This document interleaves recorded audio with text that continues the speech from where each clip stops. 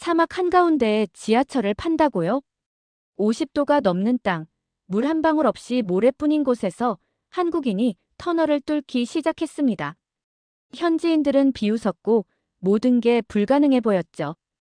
그런데 단 2주 만에 사람들의 시선이 바뀌게 되는데요. 이들에게 무슨 일이 일어난 걸까요? 지금부터 그 뜨거운 사막에 K메트로가 달리기까지의 놀라운 감동 실화를 전해드립니다. 제 이름은 강준혁입니다. 저는 한국에서 20년 넘게 토목 엔지니어로 일해왔습니다. 다리도 만들고 길도 닦고 땅속 깊은 곳에 터널도 많이 뚫었죠. 이번엔 아주 특별한 곳으로 출장을 오게 됐습니다. 바로 사우디아라비아의 리야드라는 도시입니다. 비행기에서 내리는 순간 뜨거운 공기가 얼굴을 세게 때렸습니다. 마치 오븐 문을 열었을 때처럼 숨이 턱 막혔어요.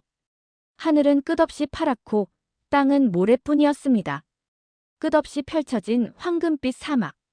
바람에 쓸려가는 모래가 마치 얼어붙은 파도처럼 보였어요. 그리고 그 사막 위에 저희는 지하철을 만들러 온 거였습니다. 호텔에 도착해 창밖을 내다봤습니다. 도시 곳곳엔 자동차가 빼곡하게 들어서 있었고 도로는 거의 주차장이 따로 없었습니다. 매캐한 배기가스 냄새에 공기 속엔 누런 먼지가 자욱했어요. 이 도시엔 정말 지하철이 꼭 필요해 보였지만 솔직히 이 사막에 땅을 파는 게 과연 가능할까 싶었습니다. 다음 날 아침 현장 사무실에서 회의를 시작했어요. 책상 위엔 리야드 전역을 가로지르는 6개의 지하철 노선이 그려진 설계도가 펼쳐져 있었습니다. 그중 4호선, 5호선, 6호선을 저희 삼성 C&T가 맡게 됐죠. 도시 절반 가까운 지하철 공사를 한국 회사가 책임지게 된 겁니다. 현지 작업자들에게 설계도를 설명하자 몇몇이 조용히 웃었습니다. 한국이 사막에서 지하철을 만든다고요? 이런 곳에서 해본 적이나 있나요? 그 말에 얼굴이 조금 화끈했지만 저희가 한국에서 해낸 일들을 떠올렸습니다. 서울에선 단단한 화강암도 뚫었고 부산에선 바닷속에 터널도 만들었거든요. 우리 팀장님은 늘 이렇게 말하셨습니다. 사막이든 바다든 결국 기술은 같아. 중요한 건 해내려는 의지야. 그래서 저도 담담히 말했죠. 할 수 있습니다. 곧 보시게 될 거예요. 2주가 지나고 드디어 한국에서 공수한 거대한 터널 굴착기가 현장에 도착했습니다. 축구장보다 긴 몸체에 앞부분엔 쇠로 된 날들이 둥글게 돌며 달려 있었어요. 샛노란 기계 옆엔 샘성 C&T라는 글자가 붉은 테두리와 함께 선명하게 새겨져 있었습니다. 현지 직원들이 주변에 모여들었습니다. 눈을 동그랗게 뜨고 사진을 찍기도 하고 기계 겉을 손으로 어루만지며 신기한 듯 돌아봤어요. 저는 천천히 기계 옆으로 가서 말했습니다. 이 기계는 리야드의 땅을 위해 특별히 만들어진 장비입니다. 앞에 어떤 땅이 있는지 스스로 감지하고 그에 맞게 작동 방법도 바꿔요. 드디어 첫 굴착을 시작하던 날 현장은 긴장감으로 가득했어요. 엔진이 둥둥 울리기 시작했고 쇠날이 천천히 회전하며 앞으로 나아가기 시작했죠. 사막의 딱딱한 흙과 모래가 기계 속으로 빨려 들어가며 땅 속으로 통로가 하나씩 생겨나고 있었어요. 저는 통제실에서 컴퓨터 화면을 지켜보고 있었습니다. 기계가 움직이는 속도, 압력, 땅의 상태를 실시간으로 분석하는 데이터가 화면에 계속 떴어요. 1시간이 지나자 무려 3m나 땅 속으로 들어갔습니다. 느리지만 분명히 전진하고 있었어요. 그날 이후 저희는 하루에 약 30m씩 터널을 뚫어나갔습니다. 매일 저녁이면 저는 그날 새로 뚫은 터널을 걸어보곤 했어요. 기계가 자동으로 설치한 콘크리트 벽면을 손으로 쓰다듬으면서 하루의 수고를 곱씹었죠. 어느 날은 하산이라는 현지 엔지니어가 저랑 같이 터널을 걷고 있었어요. 그는 터널 벽을 바라보며 조용히 말했습니다. 처음엔 정말 안 될 줄 알았어요. 그런데 한국 분들 정말 대단하네요. 저는 미소 지으며 말했어요. 이건 시작일 뿐이에요. 여기 곧 열차가 다니는 모습 기대해도 좋아요. 그렇게 하루하루 터널은 조금씩 길어졌습니다. 예상 못한 단단한 바위가 나올 땐 속도를 늦추고 모래층이 너무 부드러울 땐 추가로 보강을 했습니다. 하지만 한국 기술은 그 상황에 맞춰 잘 적응했어요. 밤이 되면 저는 한국에 있는 가족과 영상 통화를 했습니다. 딸아이가 물어보곤 했죠. 아빠, 오늘도 지하철 많이 만들었어요? 저는 웃으며 대답했어요. 응, 오늘은 32m나 더 팠어. 곧 이 도시에 지하철이 달릴 거야. 그 아이는 이 프로젝트가 얼마나 큰 건지는 몰랐겠지만 아빠가 멀리 사막에서 중요한 일을 하고 있다는 건 느끼고 있었을 겁니다. 몇 달이 지나자 현지 작업자들에게도 변화가 생겼어요. 이젠 아무 말 안 해도 안전모를 제대로 쓰고 궁금한 점이 있으면 스스럼 없이 질문도 하고 무엇보다도 처음엔 불가능하다고 웃던 사람들이 이젠 조용히 고개를 끄덕이며 함께 일하고 있었어요. 그들은 조금씩 이 일이 가능하다고 믿기 시작한 것 같았습니다. 어느 날 오후였어요. 햇살이 너무 뜨거워서 헬멧 속으로도 땀이 뚝뚝 흐르던 날이었죠. 저는 시원한 물을 마시며 컨트롤룸에서 모니터를 보고 있었어요. 터널 굴착기가 평소처럼 잘 작동하고 있었죠. 그런데 갑자기 경고음이 사방에서 울리기 시작했어요. 강 팀장님, 빨리 와보세요. 우리 팀의 민호가 다급하게 외쳤습니다. 모니터 앞으로 달려갔더니 숫자들이 붉게 깜빡이고 있었어요. 알 수 없는 지하 공간에 굴착기가 부딪힌 거였습니다. 지도에는 전혀 표시돼 있지 않았던 곳이었죠. 곁에 있던 사우디 작업자 아흐메드가 물었어요. 이게 뭔가요? 심장이 쿵쾅거리는 걸 느끼며 말했어요. 수천 년 전 지하수를 따라 생긴 빈 공간이에요. 지금 그쪽으로 모래가 무너져 내리고 있어요. 굴착기 앞쪽 카메라에는 폭포처럼 쏟아지는 모래가 보였어요. 근처에 있던 작업자들이 급히 뒤로 물러나며 소리쳤고 무전기에서는 혼란스러운 목소리가 들려왔어요. 작업 중단할까요? 현장 소장의 목소리엔 긴장이 가득했어요. 저는 잠시 숨을 고르며 컴퓨터 데이터를 찬찬히 살펴봤습니다. 그 순간 믿을 수 없는 일이 벌어지고 있었어요. 굴착기가 스스로 속도를 줄이고 있었고 동시에 그라우팅이라는 작업을 시작하고 있었어요. 콘크리트 같은 재료를 자동으로 주입해서 집안을 안정시키는 절차였죠. 무전기로 차분히 말했습니다. 아니요, 멈추지 마세요. 이 상황, 저희가 이미 대비해왔습니다. 기계가 알아서 잘하고 있어요. 옆에서 듣고 있던 아흐메드가 조심스럽게 물었어요. 정말 괜찮을까요? 고개를 끄덕이며 말했어요. 한국에서도 이런 상황을 겪어봤어요. 그 덕분에 지금의 기술이 생긴 거예요. 그날 무려 6시간 동안 저희는 조마조마한 마음으로 모래가 멈추길 기다렸습니다. 그라우팅 장비가 계속해서 콘크리트를 밀어넣었고 아주 조금씩 모래의 양이 줄기 시작했어요. 그리고 마침내 모래가 완전히 멈췄습니다. 그날 밤 현장 사무실엔 긴급 회의가 열렸습니다. 사우디, 한국, 그리고 여러 나라에서 온 엔지니어들로 방이 꽉 찼어요. 다들 지친 얼굴이었지만 눈빛만큼은 또렷했어요. 그때 한 사우디 고위 엔지니어가 조용히 손을 들고 물었어요. 이런 상황까지 예측할 수 있었던 건 어떻게 가능한가요? 기계가 알아서 움직인다는 게 정말인가요? 저는 미소 지으며 말했어요.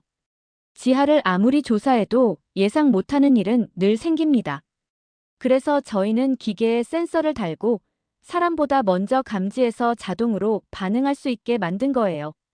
그 순간부터였어요. 현지 기술자들의 눈빛이 달라졌습니다. 더 이상 단순한 호기심이 아니라 진심 어린 존경과 신뢰가 느껴졌어요. 그런데 저희가 가져온 게 기계만은 아니었어요. 한국의 작업 문화도 함께 가져왔습니다. 리야드에 처음 왔을 때 깜짝 놀랐던 게 있어요. 현장에 그늘도 휴게 공간도 없었던 것이죠. 점심시간이 되어도 작업자들은 뜨거운 햇볕 아래 그냥 앉아 있었어요. 얼굴은 벌겋게 달아올랐고 땀은 줄줄 흘러내리고 있었어요. 그 장면을 본 뒤 팀원들에게 말했어요. 이건 너무 위험해요. 바꿔야 해요. 그 주 안에 에어컨이 달린 무더위 쉼터를 설치했고 모든 작업자에게 물병과 전해질 음료를 지급했어요. 또 일정 시간마다 의무적으로 휴식을 취하게 했습니다. 처음엔 현지 관리자들이 걱정했어요. 이렇게 쉬면 공사 늦어지는 거 아니냐고요. 하지만 결과는 놀라웠습니다. 집중력이 올라가고 작업 효율도 훨씬 높아졌어요. 식사도 마찬가지였어요. 처음엔 다들 현장 구석에서 대충 앉아 밥을 먹었어요. 저희는 깨끗한 식당 공간을 따로 만들고 식판을 스스로 정리하는 시스템을 도입했죠. 어느 날 오후였어요. 사우디의 고참 기술자 무함마드 씨가 점심 식사 후 자신의 식판을 직접 닦고 정리하는 모습을 봤습니다. 제가 슬쩍 지켜보고 있으니 그는 저를 보며 웃었어요. 한국식이 낫네요. 마음에 들어요. 그 짧은 말이 정말 크게 다가왔어요. 지하철만 만든 게 아니었어요. 일하는 방식, 생각하는 문화도 함께 만들어가고 있었던 겁니다. 터널이 점점 길어지고 지상도 변하기 시작했어요. 쓰레기를 치우는 손길이 늘어났고 시간을 맞춰 출근하는 사람들이 많아졌습니다. 안전 표지판도 곳곳에 생기고 헬멧 착용은 당연한 일이 되었죠. 밤이면 저는 혼자 터널을 걸었습니다. 막 콘크리트가 설치된 조용하고 서늘한 땅속. 손바닥으로 매끄러운 벽을 쓰다듬으며 생각했어요. 이 길 위로 언젠가 아이들과 부모님이 손잡고 지나가겠지. 사람들이 이 길을 따라 학교 가고 출근하고 친구를 만나러 가겠지. 그리고 조용히 중얼거렸습니다. 우리가 하고 있는 이 일, 분명히 오래 남을 거야. 이건 단순한 터널이 아니라 미래로 이어지는 길이야. 사우디 리야드의 뜨거운 사막에서 터널을 뚫고 있을 때 한국 서울에서는 또 다른 중요한 일이 동시에 진행되고 있었어요. 바로 사람이 운전하지 않아도 스스로 움직이는 무인 지하철 시스템을 만드는 작업이었죠. 사우디에서 6개월 넘게 쉬지 않고 일한 뒤 저는 서울로 돌아와 이 시스템을 직접 테스트하게 됐어요. 인천공항에 도착한 순간 시원한 가을바람이 얼굴을 스치자마자 땀과 모래 없이 숨 쉬는 게 이런 기분이었지 싶었어요. 다음 날 아침, 저는 강남에 있는 회사 연구센터로 갔습니다. 유리로 된 건물 외벽이 푸른 하늘을 반사하고 있었고 실내에는 시원하고 청량한 공기가 가득했어요. 흰 가운을 입은 연구원들이 모니터 앞에서 활발하게 대화를 나누고 있었죠. 연구원님, 돌아오셨어요? 무인 시스템 책임자인 박 박사님이 반갑게 인사를 건넸어요. 그녀의 안경에는 모니터 불빛이 비치고 있었고 표정은 자신감으로 빛나고 있었어요. 사막에서 터널 뚫는 동안 저희는 이런 걸 만들었답니다. 박사님은 저를 커다란 제어실로 데려갔어요. 그곳엔 커다란 스크린들과 조작 패널이 가득했고 가장 큰 화면엔 리야드 지하철 6개 노선이 전부 디지털 지도에 표시돼 있었어요. 빨간색, 초록색, 파란색 기차들이 실시간으로 움직이고 있었죠. 이건 저희가 만든 시뮬레이션이에요. 박사님은 반짝이는 눈으로 설명했어요. 여기 보이는 모든 기차는 사람이 아닌 컴퓨터가 제어하고 있어요. 완전 무인 운전이에요. 모니터 속 빨간색 열차 하나가 천천히 역에 다가갔고 부드럽게 속도를 줄이더니 정확한 위치에 멈췄습니다. 문이 열리고 잠시 멈췄다가 다시 닫히고 열차는 그대로 출발했어요. 그런데 사막에 모래 폭풍이라도 불면 어떻게 해요? 저는 리야드에서 직접 겪었던 거친 바람과 먼지를 떠올리며 물었어요. 아니면 트랙 위에 뭔가 떨어지면요? 박사님은 미소를 지으며 키보드를 두드렸어요. 모니터에 경고 아이콘이 뜨더니 그 근처를 달리던 열차들이 전부 속도를 줄였습니다. 하나는 완전히 멈추고 관제센터에 경고 메시지를 보냈어요. 열차와 터널 곳곳에 수백 개의 센서가 있어요. 박사님은 설명을 이어갔습니다. 모래, 장애물, 심지어 온도 변화까지 감지할 수 있어요. 그리고 사람보다 훨씬 빠르게 반응하죠. 저는 감탄을 금치 못했어요. 이 시스템은 서울 9호선에서 사용하던 것보다 훨씬 똑똑하고 빨랐습니다. 수많은 열차들과 동시에 통신하고 사고가 일어나기 전부터 대처할 수 있었죠. 진짜 될 것 같아요. 저는 조용히 중얼거렸습니다. 그 후 2주 동안 저는 실제 열차와 함께 테스트에 참여했어요. 정전, 장애물, 온도 변화 같은 모든 상황을 일부러 만들어봤지만 시스템은 문제없이 다 대처했어요. 다시 리야드로 돌아왔을 때 저희가 뚫은 터널은 절반을 넘기고 있었어요. 새로 짓고 있던 관제센터도 방문했죠. 스크린이 둥글게 감싸는 커다란 통제실은 서울의 그것과 꼭 닮아 있었어요. 거기서 저는 파이살이라는 젊은 사우디 전기 엔지니어를 만났습니다. 그는 진지한 표정으로 저를 보며 물었어요. 강 팀장님, 정말로 사람이 없어도 열차가 다닌다는 게 가능합니까? 저는 고개를 끄덕이며 말했어요. 그게 더 안전해요. 컴퓨터는 피곤하지 않고 집중력도 떨어지지 않아요. 사람처럼 실수도 안 하니까요. 파이살은 여전히 믿지 못하는 표정이었어요. 직접 보여줘요. 그가 말했어요. 다음 날, 우리는 실제 열차를 이용해 테스트를 했어요. 아직 공사가 덜 끝난 아롤라야역에서 파이살과 함께 플랫폼에 서 있었어요. 도구와 자재가 쌓여있는 벽면 너머로 트랙만큼은 완벽하게 준비돼 있었어요. 곧 도착할 거예요. 제가 시계를 보며 말했어요. 잠시 후 터널 안쪽에서 웅 하는 소리가 들리더니 조명이 어둠 속을 뚫고 다가왔습니다. 매끄러운 은색과 파란색 열차가 부드럽게 다가왔고 역 안에 정확히 멈춰 섰어요. 문이 열리자 안에는 사람이 없었어요. 운전석 자리엔 단지 빛나는 화면들만 켜져 있었죠. 파이살은 눈을 크게 뜨고 말했어요. 이건 단순한 기술이 아니네요. 이건 미래입니다. 몇 주 뒤 현지 초등학생들이 견학을 왔어요. 파란색 교복을 입은 아이들이 두리번거리며 호기심 가득한 눈빛으로 플랫폼에 섰습니다. 그중 한 소년이 제게 다가와 물었어요. 아저씨, 진짜로 이 기차는 혼자 움직여요? 로봇처럼요? 저는 무릎을 굽히고 눈높이를 맞춰 웃으며 대답했어요. 그럼, 직접 보고 싶니? 아이들은 플랫폼 가장자리로 몰려들며 웅성였고 열차가 스스로 도착해 정확히 멈춰서는 순간 모두가 환호성을 질렀어요. 선생님이 조심히 뒤로 물러나라고 말할 정도였죠. 그들의 표정을 보며 저는 깨달았어요. 이 아이들에게 이 기술은 놀라운 미래가 아니라 그저 일상적인 현실이에요. 한국의 기술이 이곳에 자연스럽게 스며든 거죠. 건설 사무소로 돌아가는 길, 처음 질문했던 그 소년이 제 옆으로 뛰어왔어요. 저도 나중에 커서 아저씨처럼 되고 싶어요. 이런 기차를 만들고 싶어요. 저는 그의 어깨에 손을 얹고 말했어요. 너는 분명히 나보다 더 멋진 걸 만들 수 있을 거야. 지금은 아무도 상상 못하는 새로운 걸 말이야. 3년이라는 시간은 생각보다 훨씬 빨리 지나갔어요. 저희가 뚫은 터널은 거의 완성됐고 역 공사도 막바지에 다다랐어요. 매일 아침 리야드 아파트 창밖을 볼 때마다 도시가 바뀌고 있다는 걸 느꼈습니다. 지하철역 근처엔 새 버스 정류장이 생겼고 거리마다 나무와 정원이 하나둘 들어섰어요. 작은 카페와 가게들도 문을 열기 시작했죠. 사람들은 자동차 대신 지하철을 타겠다고 말했고 공기마저 맑아진 느낌이었어요.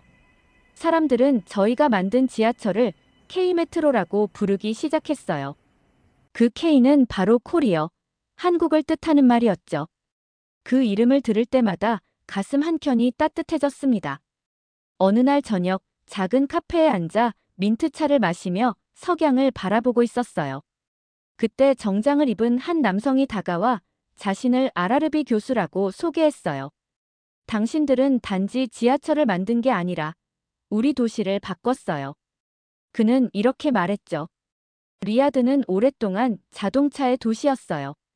하지만 이제는 지하철역 근처에 집을 두려하고 공유 교통을 이야기하고 젊은 세대는 차 없이도 살 수 있다는 걸 기대하게 됐어요.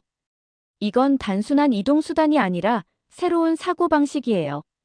그 말이 밤길을 걷는 내내 머릿속에 맴돌았어요. 처음에 의심, 기술적 난관, 문화의 차이까지도 떠올랐습니다. 다음 날은 특별한 날이었어요. 전 노선이 동시에 움직이는 통합 시스템 시험 운행이 있었죠. 관제센터에선 모든 기술자들이 긴장된 얼굴로 화면을 응시하고 있었어요. 버튼이 눌리고 6개 노선이 하나둘씩 전기를 공급받았어요. 열차들이 정해진 속도로 움직이며 역에 멈췄다 출발했어요. 정말 말 그대로 빛의 춤 같았어요. 2시간이 지나고 테스트는 성공적으로 끝났습니다.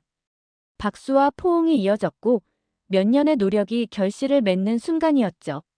그때 하산이 다가와 말했어요. 다니엘, 언젠가 내 손자에게 말할 거예요. 나 한국인들과 함께 이 지하철을 만들었어. 그 말에 저는 말없이 고개를 끄덕였어요.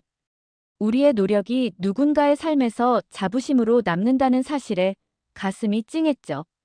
그 후에도 우리는 개통을 위한 마지막 준비들을 마쳤습니다. 도시 곳곳에서 저를 알아보는 사람들은 고맙다고 인사했어요. 귀국 전날 밤, 저는 4호선 전 구간을 처음부터 끝까지 탔어요. 역마다 아라비아 전통 문양과 한국식 효율성이 어우러진 모습이 인상 깊었어요. 무인 열차는 부드럽게 터널을 달렸고 저는 미래를 상상했어요. 이제 태어날 아이들이 이 열차를 당연한 일상으로 받아들일 거라는 생각에 미소가 지어졌어요. 마지막 역에서 내려 지상으로 나오니 밤 공기는 선선했고 하늘엔 별이 가득했어요. 우리가 만든 건 단지 철도와 콘크리트가 아니었어요. 서로 다른 세계의 사람들이 함께 만든 우정이었고 존중이었고 희망이었어요. 호텔로 돌아가는 길, 역 입구 옆 작은 표지판이 눈에 들어왔어요. K메트로 리야드를 잇다. 한국의 마음으로 만들었습니다. 손끝으로 한글 문구를 쓰다듬으며 생각했어요. 지구 반대편까지 온 한국의 기술, 그리고 그 안에 담긴 마음. 그날 밤, 저는 서울에 있는 딸에게 전화를 걸었어요. 내일 집에 갈 거야. 딸은 졸린 목소리로 물었죠. 아빠, 지하철 다 만든 거야? 그래, 다 만들었어. 그리고 정말 멋지게 만들었단다. 전화를 끊고 조용히 방을 둘러봤어요. 창밖엔 사막의 별이 반짝이고 있었고 마음은 그 어느 때보다 차분했어요. 그날 밤 저는 꿈을 꿨습니다. 끝없이 펼쳐진 사막 위로 K메트로 열차가 유유히 달리고 있었고 그 안에는 낯선 얼굴들이지만 어딘가 익숙한 미소를 지닌 사람들이 앉아 있었어요. 그리고 그들의 어깨 너머로 고요한 희망 하나가 느껴졌어요. 우리가 만든 것은 어쩌면 단순한 길이 아니라 마음과 마음이 이어지는 달이었어요. 오늘도 즐거우셨나요? 여러분의 구독과 좋아요는 영상을 만드는데 큰 힘이 됩니다.